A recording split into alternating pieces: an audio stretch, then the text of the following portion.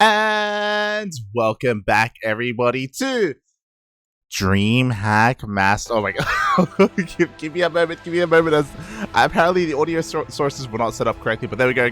Welcome back to DreamHack Masters Atlanta 2022 North America Open Qualifier number 1, the very first of the CranKy Duckling broadcasts when it comes to DreamHack.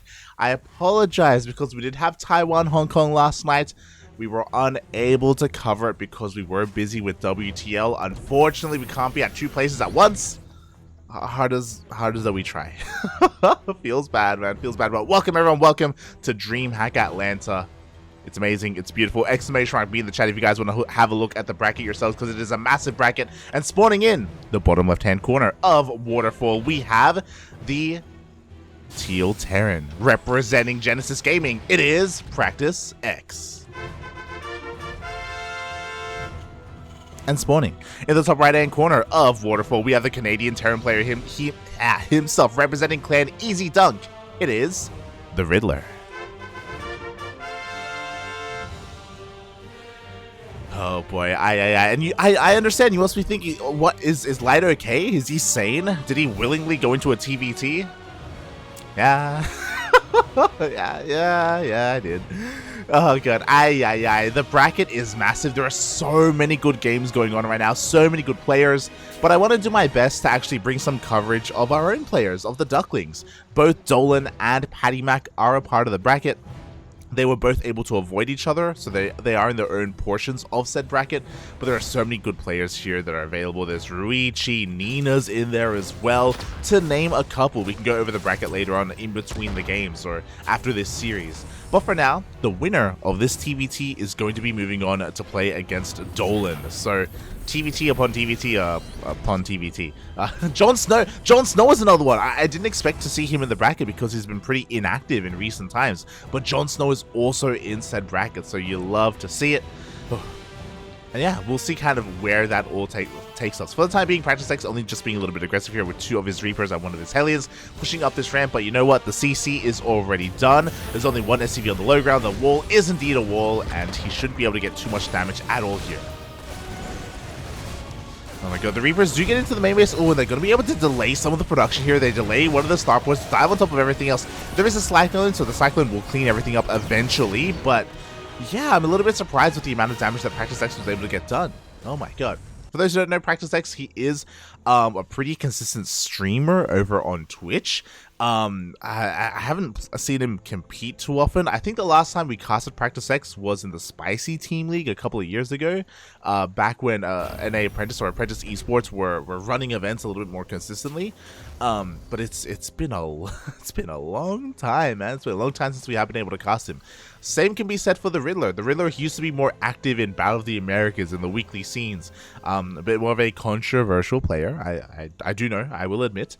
But regardless, like, because this does lead into Dolan, like, I wanna follow this road. I wanna see who makes it through. I wanna see kind of how they're able to shape up against each other and how they shape up against Dolan specifically, because he has been practicing very, very hard for this.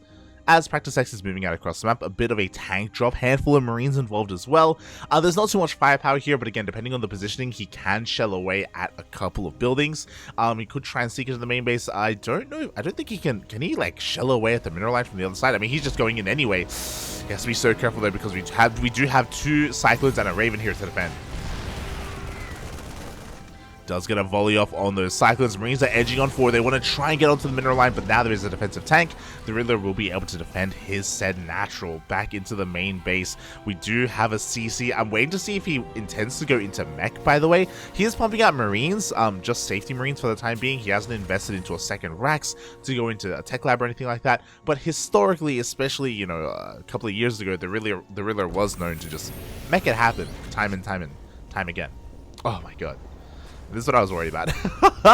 There is that second factory. I just woke up, and I guess I can wake up even more because we're going to be here for a while. It is indeed going to be mech coming out from the Riddler. He does have his 3rd CC finishing up right now. But PracticeX doesn't intend this game to go on much longer. Like, he has been rallying everything across the map. He's applying a lot of pressure. He hasn't been able to break in yet, but he does have that Raven for a disable if he wants to try and dive in. just rotating around, both players scanning each other. Oh, there is a Cyclone waiting for him. So again, PracticeX is just containing his opponent, just confirming, okay, there are no medevacs coming out, there's no real threats across the map, working on his own CC as he does open triple. Oh. He does open triple Raven, but he's working on a fourth Raven behind this? Oh wait, no, never mind. That is the third Raven. I forgot that he initially made a medevac. Never mind.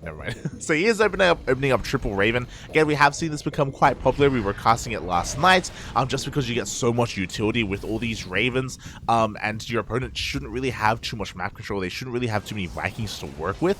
So we should be, or again, there's a lot of utility available here to PracticeX to dive in, to disable these tanks, and maybe just rush in. Oh my god, and he wants to go for it. There we go. We have the first disable on that first tank. Same can be said for the Riddler, though, as he also throws out his own disable. The lock-on is real. The Riddler ends up losing one of his Ravens. PracticeX able to keep the rest of his army alive for the time being. Forced to unsiege, though. Forced to back up. Again, the defensive position is just too great here, and that's the big advantage of these mech players. The tank count is insane. PracticeX does have a bit of a lead, but pushing up a ramp is never an easy thing to do. Oh god! The Riddler going down this ramp, just running into tank fire. One tank going down immediately. A couple of auto charges to try and buffer, to try and soak up some damage. Ooh. And after all said and done, 3 tanks face off against 3 tanks. Let's go. Ay. The Riddler is going to be able to get his third up and running. Same can be said for PracticeX. They both kind of bounce off each other. PracticeX is playing a much more... Oh, no, he's still also playing mech. I was going to be like, he's going to be playing a much more biocentric style, but no, there is that second factor as well. So we are finding ourselves in a more mech versus mech series or scenario. I mean, again, I haven't casted PracticeX in a long time. I don't really remember how he plays. I don't recall him being a mech player. Now I do have regrets. The regrets are real. Oh my god. So yeah, Waterfall, Mech v Mech. I mean, Waterfall is one of the smaller maps, so this should at least force some engagements early on, fingers crossed. So I'm looking forward to that at least. But until then, both players are just going to back up, just scouting each other. Hellion rocks on in as well, just to confirm the tank count as well. Ready to plunder. And quickly looking at the vision here of PracticeX, he was able to see the second factory. So both players, they should be well aware of what they are going for. Just testing each other here. I say that, I mean, to be fair, PracticeX does have that one medevac, so I appreciate that the Riddler is bearing that in mind, and he does have a couple of Vikings patrolling just in case that drop tried to get into his main base. So playing this very, very safe. Playing this very safe indeed. Slow and methodical. The first kind of big divergence point here is that we do see the Riddler actually stopping tank production and switching into Hellion Cyclone, like a more battle mech composition. Interesting, like he does have a pretty solid tank count right now. He is up to 8 tanks, so switching into something else isn't the worst idea. Meanwhile, oh my god, we do have an anti-armor missile. The Riddler a little bit on move command there, so PracticeX getting a couple of free shots off. Not bad at all, especially because as the fight was starting, we did have PracticeX down when it comes to the Viking and the tank count, but at the same time, we do have a Hellion run by. 11 SCVs are going down, even more are going to go down. And this is going to force PracticeX's hand. Another anti-armor missile thrown down. PracticeX is able to take a lead in the Viking count, but the auto turret is going to force all of this back. He cannot make any headway. The Hellions rotate back over towards that third base. Vikings are forced to land to clean this up, which just isn't ideal. And the Riddler takes a pretty nice worker lead. Meanwhile, we have a bit of a scan here. Ooh, Riddler recognizing the air superiority that PracticeX has, so he does end up landing his Vikings. Meanwhile, here we go. The Riddler coming in for a mass around. Ooh. Landed Vikings from the low ground. You don't see it too often, but I appreciate it. Like, it was a great way to break that tank contain. PracticeX is forced all the way back. He's down in workers. He's down in army. Looking at the units tab, he has half the tank count of the Riddler right now. Again, the Riddler just able to outposition. Not just outposition, but again, that little Hellion run by did so much for him as well. And he just walks into the natural. PracticeX just kind of left the door a little bit open. Force the siege. We do have one Liberator, and that will help out. There we go. All the Vikings are going to land on top of said tanks. PracticeX will clean up this army, but at the same time, the Riddler sneaks into the main base. Is this worth it though? Like, the Riddler threw away a lot of tanks here, like deliberately splitting up his own army, weakening his own army, for 5 SCV kills, and barely not to kill the starport. Oof. Thankfully, we do have that repair on said starport. It is going to be able to survive. And the Riddler, he's just not stopping. He still has the army advantage, don't get me wrong. He hasn't been trading quite well, but, I mean, it may not even matter. As he breaks into the natural just barely. There is a tank on the high ground, so he cannot get into the main base, but Hellions do just set up at the natural mineral line, roasting away at another wave of SCVs. And there it is, GG gets called. The Riddler will take the first game. Oh, GG. Oh, and I just realized I have the wrong in-game casters. Oh boy. Well, yeah. Personally, you know, I'm glad it didn't, the game didn't go on for too long. But GG, well played. Honestly, like, I do feel like there were a couple of engagements, especially early on, that PracticeX was looking better in. Like, he was looking quite strong, taking a little bit of a better initiative early on. But there was a certain point where the counterattacks became a little bit too much, and it was distracting and keeping the reinforcements back at home, and the Riddler was able to just dismantle PracticeX a little bit systematically towards the end. So again, it just goes to show the experience that the Riddler has. Like, he's been competing for a very long time, a very, very long time.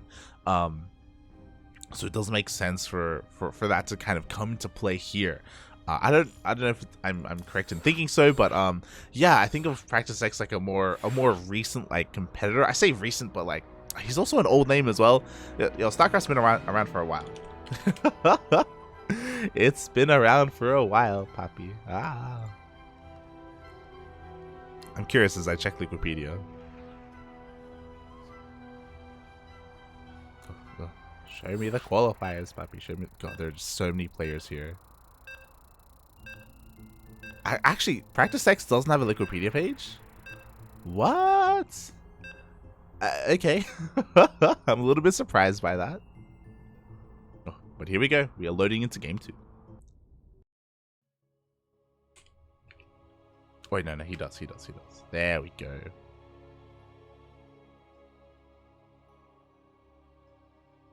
He started competing in 2016. That's relatively recently. In the grand scheme of things, 2016 started Legacy of the Void. Well, speaking of, here he is, the man himself, spawning in the top left-hand corner of Moondance. We have the American Terran player representing Genesis Gaming. It is PracticeX. And spawning in the bottom right-hand corner of Moondance, we have the Canadian Terran representing Clan Easy Dunk. It is the Riddler.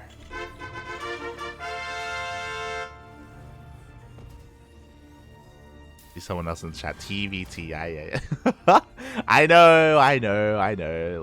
Look. There's a lot of matches going on, and shout out to the other casters that are available as well. You know, it's not just the CranKy Ducklings, but Renegade X is here as well. I'm just a little bit shocked that we are the only casters that are covering DreamHack North America. I guess I shouldn't be. I remember last season it was the same thing where there just weren't a lot of people interested. You know, Steadfast, Beomorph, they just weren't covering the NA qualifiers, which is a little bit sad because there are so many games going on. I was spoiled for choice. Like, I ended up going for this series just because this leads into one of the Ducklings. I felt like I had to do them a service, right? Gotta do it for my boys. But there are just so many matches. Exclamation mark me in the chat. The bracket is massive. And it's a shame that so many matches aren't being covered. To name a couple, like following Patty Mac, following Kozan, following Rocker as well, Perfect Zero. TLO is in the bracket. TLO is scheduled to play against Maples in the round of 32. Like, that is a ZvP. Like, that's a solid series. If I didn't feel obligated to cover my boys, like, I would dive on that, to be honest. I'd dive on TLO versus Timorous into Maples. That's crazy. Reaper's in there. Rob is back. I haven't casted Rob in a long time. There's some of the streamers like Jason and Sal, Upper Tree Zelda, you know, not the most competitive players, but but hype nonetheless. Foxer's back, Riser, like so many good players. Again, a shame that the coverage isn't quite there. Maybe they'll be there for qualifier number 2, or, you know, the night is still young. Maybe a couple of those casters will join in like mid-tournament or mid-qualifier. Fingers crossed, fingers crossed. I'll do my best to cover as many matches as I can.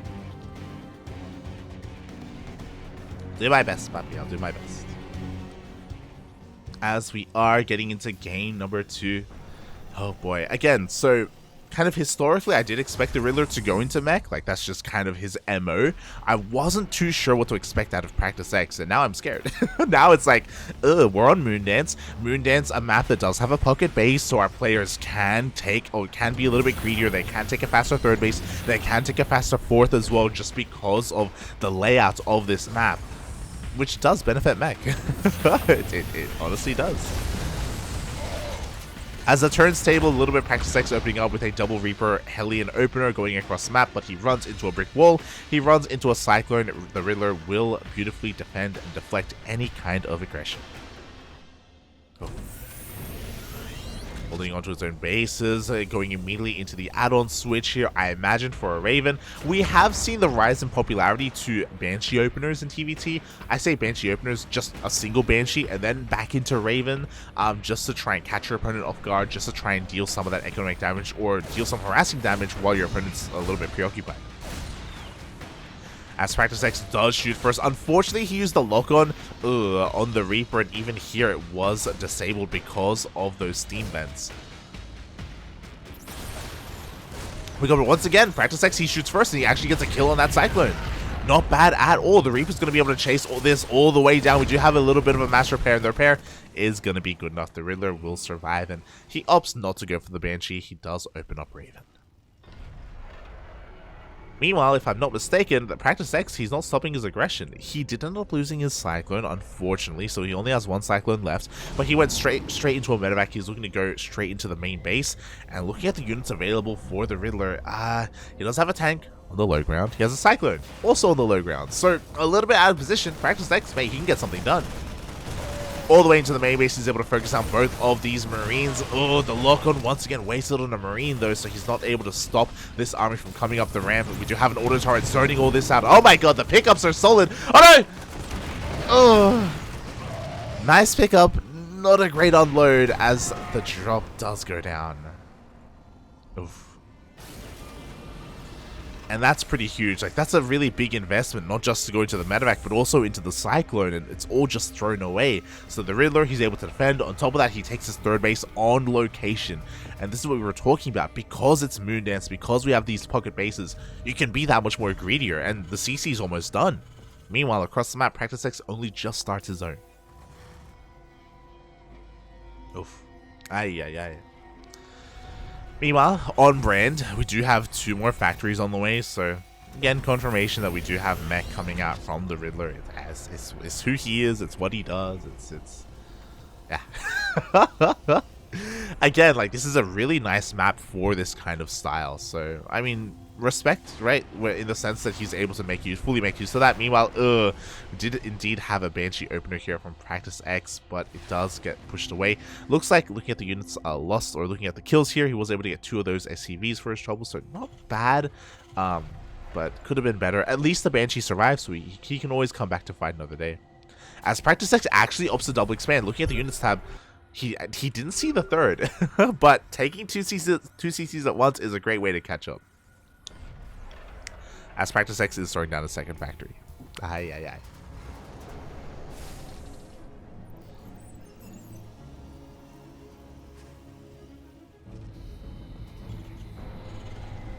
Here we go. We have mech versus mech once again. I do apologize as there is no WCS game heart, so there isn't going to be an SCV, a worker kill counter on the left hand side.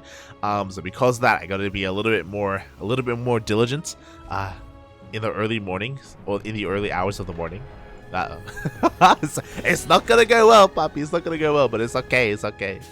As the gases are prioritized for both players here, again, gas oh so important in the mech matchup. As once again, the Riddler is going for a faster mag field accelerators and Blue Flame. He didn't get Blue Flame last game, but we did see that once the Riddler was satisfied with his tank count, and I guess that satisfied number is 5, he does switch into Cyclone production. I really appreciate it because it's a more active style of TVT. Sure, like tanks are slow and methodical and they're all positioning based, but switching into these cyclones is going to mean that he can be active on the map. He can go for a little bit of harassment, as we saw on Waterfall, where he was able to go for these Hellion run-bys and roast up 11 plus SCVs at a time.